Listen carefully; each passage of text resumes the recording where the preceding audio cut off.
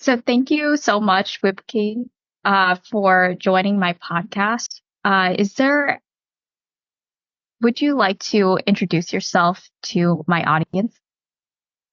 Yeah, for sure. Thank you so much for having me, Pucha. My name is Wiebke. I'm from Germany. I run a US self-publishing agency and I live in Mexico since 1.5 years. And yeah, lovely to be here.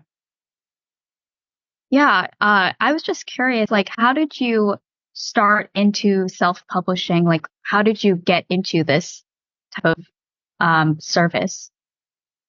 Yeah, this is actually easy. After my master thesis, I lived in Canada for over a year. And then, I was traveling, like I had a little van, was traveling in the US and Canada. And then after my work visa expired, I went back to Berlin. And I think I had the biggest culture or reverse culture shock in my life. And so I was starting researching how I can be independent, like working online and do things I love. And then I somehow discovered self-publishing for me. And I started writing a book in German. I published it. And then after, it was like 18 months or so, my book became a bestseller. And I generate so much money. Like I think it was around 1,000 euros or so every month, just passive from this book. And I did not any marketing at all. Like it was just there and I just hit the very good niche. And I was like, yeah, this is what I was looking for. Um, and then I quit my job and started traveling. And then I went to Morocco and it was February 2020. And we know all what happened 1 month later. So I stuck in Morocco and I met a lot of coaches. Like, because I need to mention before I had I went to like a women empowerment workshop in Morocco for 10 days. So I met a lot of coaches and women and then COVID hit and so many people reached out to me and asked, hey, you self-published a book. How did you do it? And so on. And this is when it started, like my business started basically because I started coaching people how to write a book, how to self-publish it. And then everything went very fast. Like, I developed the service, I trained people then, I hired people, and I just tried to understand the need of authors, what they need. And from there, I developed a service and now I'm running, a self-publishing agency. So this is how it started. Yeah, I can understand that because that's actually how I started my own business is because I was working tech and I was kind of getting tired of doing the same thing and the demand was pretty high because everything turned online. So we're kind of doing double the work at the time. But now that you brought up like the pandemic and um, know that like during that time, the world of self-publishing, like the market has changed itself and the way that someone has done self-publishing, like probably like 8, 10 years ago, it's completely different. And also like this upcoming year, AI has also been very apparent as well, within the publishing industry. So I was just curious, like if someone is wanting to publish a book in this time, how would they be able to better prepare themselves so they're able to stand out from their competitors? Yeah, this is such a good point. Like, so when I first published my first book, it was 2018 and I hit the bestseller list and I did any research before. It was just, maybe I was lucky. I don't know. Um, but since the pandemic and since so many people, shifted more to the online world and so many people also discovered, hey, I can publish a book. I don't need a publisher. Um, and use Amazon KDP, so much more books are available right now. And especially through AI, which it's super easy to write a book. You can basically write a book in, I don't know, 2 days and have a decent book together. and then just self-publish it. Which means the market is like overflowing with books, which makes it so much harder for authors to be found. So in order to get visible and get some sales in and so on, first of all, you need to do some marketing. And then you also need to have like a decent understanding of your niche, your target group, like your market you try to, break in and target. And you need to do like a decent research of like which keywords are ranking good, what are the competitor, what are the search from people, what are they searching, like which need to have your target group, your readers, uh, which categories you need to use in order to be found on Amazon and Barnes and Nobles and so on. So you need to have an understanding of your target group, then the metadata in the background, and then feed them well a little bit about like the Amazon algorithm, how this works, because the Amazon algorithm, for example, works like this. If your book constant sell for 5 days, like it just needs 5 days, and then basically the algorithm takes over, and you want Amazon help you to promote your book, basically. Because once the algorithm takes over, it shows other people, okay, people also buy this book. And this is like free marketing, basically. So the only thing you need to do, you need to make sure like in like 5 days, basically you get in consistent sales, and then the Amazon algorithm takes over and suggesting you to other readers in your target group and in your niche. And a lot of people think, I just, send the book out to a lot of my friends and my families and so on. But this can actually be a little bit damaging yourself if, like, I don't know, if you send it out to your mom and she just usually buy cookbooks, but you have like nonfiction books about money. So your mom is actually not your target group because she has a different search history. And so this can a little bit kind of like fuck up the algorithm, because then the algorithm has a hard time to suggest your book to the right audience. So it's basically better niche down, do like a good research of like the metadata, and then try to make the Amazon algorithm works for you. Okay. Yeah. I can understand that because I know that there's so many different book launches and different types of ways that people market their book, but they never consider the target audience first before they start marketing the book. And they end up getting a lot of sales, but it doesn't resonate with the audience that they're targeting at the moment. So then especially if you're like an author and you have like other services, your pieces of content that you have, it can damage your brand and reputation if it's not perceived well, and if people don't take action after the book or actually read the book because it's not resonating with them because of the audience is misaligned with what the book you have in mind. So I was just curious, like, what are like for any like starting authors, what are the biggest like challenges that an author or misconceptions that author has before they start publishing a book? I think authors really focusing just on writing, and then but writing is just like really 50% of the book publishing process. They're focusing on writing a good book, which is good, but they underestimate like how important a good cover design is, a good layout. Like I said, like a good understanding of your readership, a good even like SEO and all the metadata, how important this is to get found, because the market is like overflowing of AI books, and since the pandemic, everything changed, and it's so hard to get some sales in and to hit your target group. So the understanding of how like online marketing works, it's very complex, and a lot of authors like really underestimating how much work this is and how much understanding you need to be really successful with your publication. Yeah, so I wanted to go back into like the target audience. Is there like a specific way that if someone wanted to start figuring out who their target audience, how would they go about doing that? So I would say the easiest thing, if you don't have like any knowledge about marketing, is look at yourself. Like, because you wrote a book, which is an interest of you. Like, if you're writing a book about money, then probably because maybe you had some financial difficulty in the past and you figured out a way to make money better and be more independent. So basically you are your target group. Just look at you. Like, what do you like? Like, how old are you? Like, are you female, male?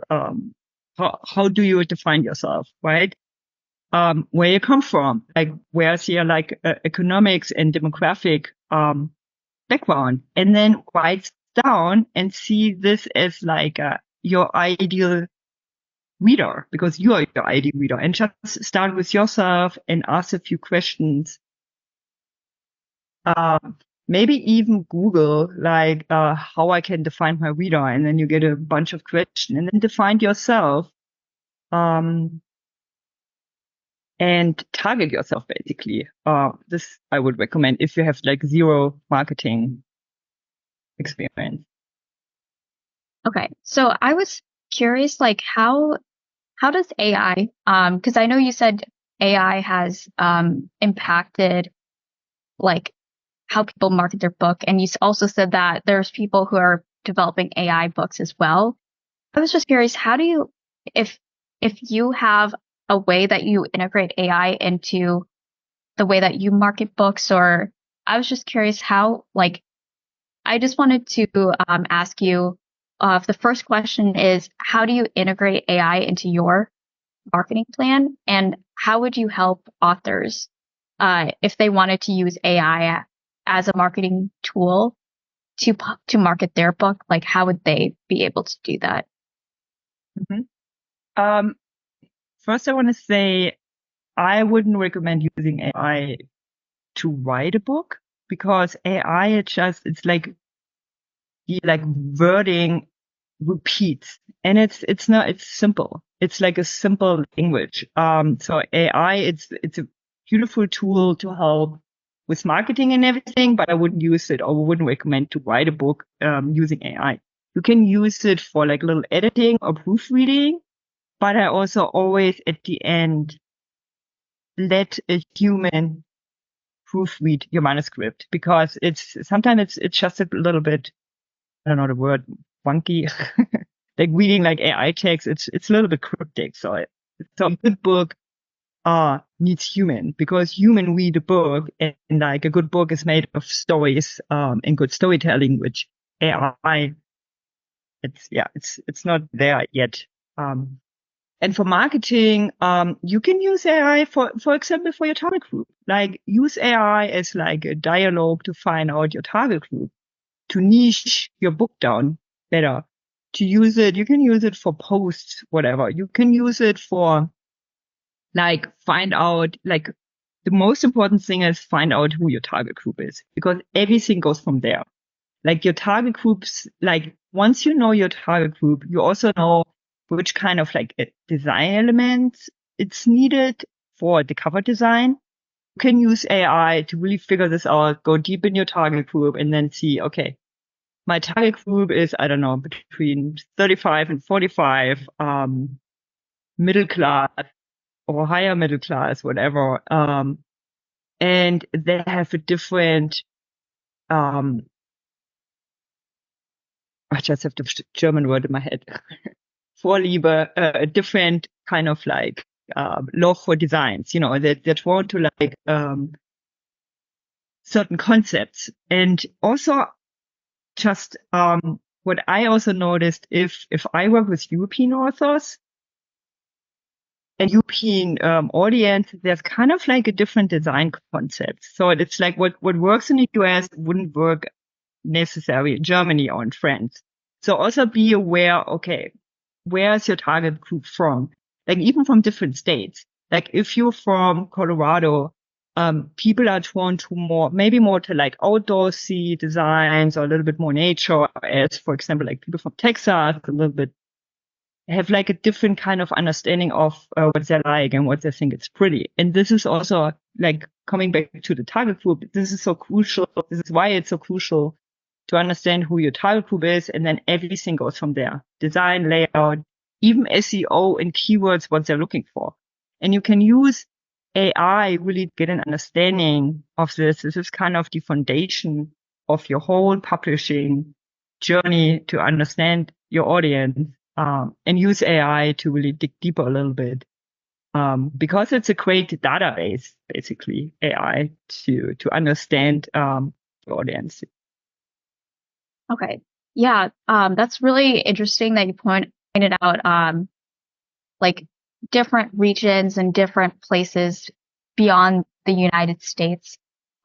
Which actually brought me to my next question, because I know that you work with international, um, companies or authors as well. So I was just curious, like, how, how would you, like, if someone was not based in the US, um, are there any like differences or specific differences that they have, whether they're marketing their own country, people in their own country, or people in the US or different countries as well?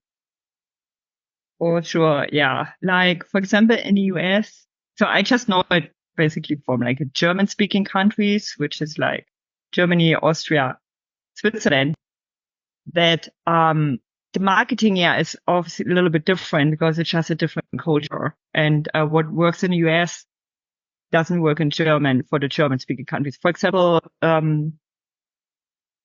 podcast. Like going on a podcast tour is wonderful as a book marketing tool in the US.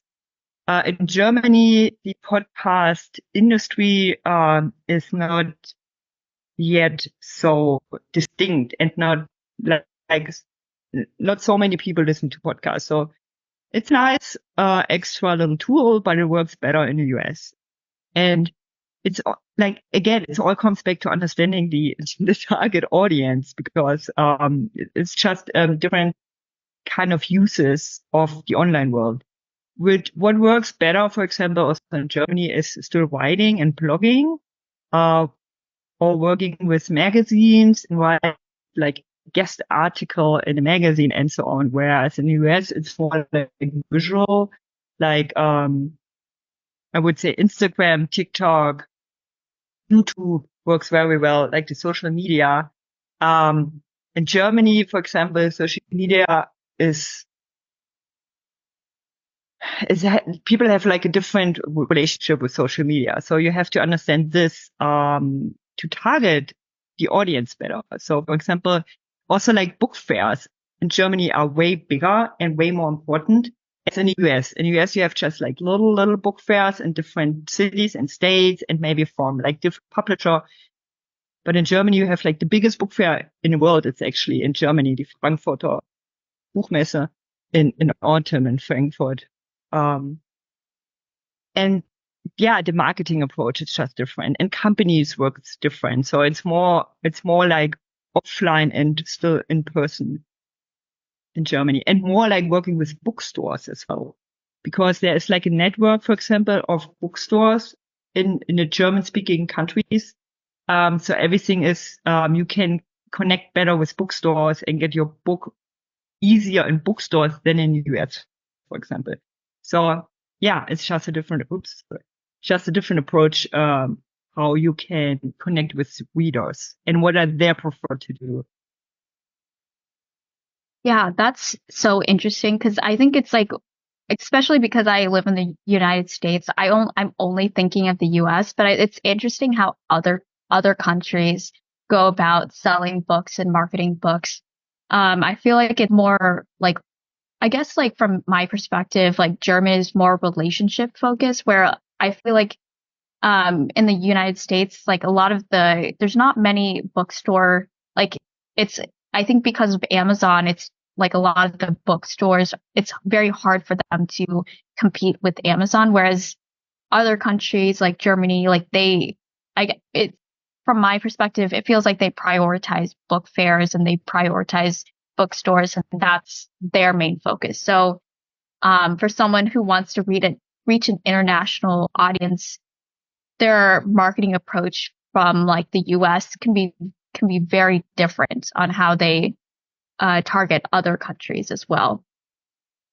For sure. And also if you see like Europe, I mean, Gutenberg, the book print came from Germany. And then we have like a 600 years old tradition, with books basically. And this didn't change because of the 90s where like the internet revolution. And so there was this very deep connection already with books and bookstores and book fairs, which is like 200 years old, the book fair, right? So it's like the internet, since we have the internet since the 90s, which is like 30 years old, like contribute and open like a new marketing and distribution channels for books, but it doesn't compete with like the hundreds of years old tradition how to sell books.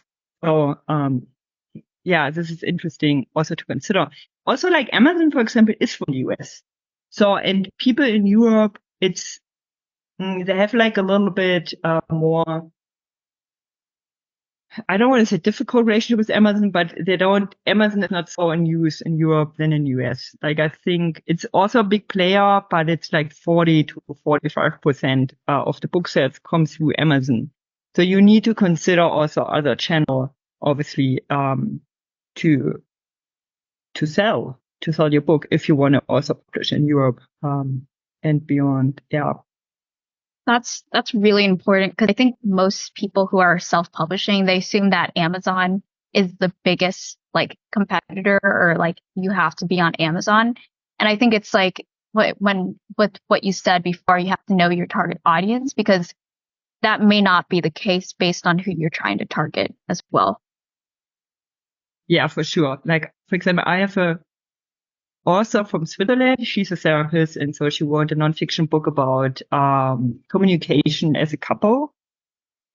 And her target group is not on Amazon. Like specifically, her target group is kind of avoiding Amazon because this is more like the liberal target group in Switzerland and Germany and Austria.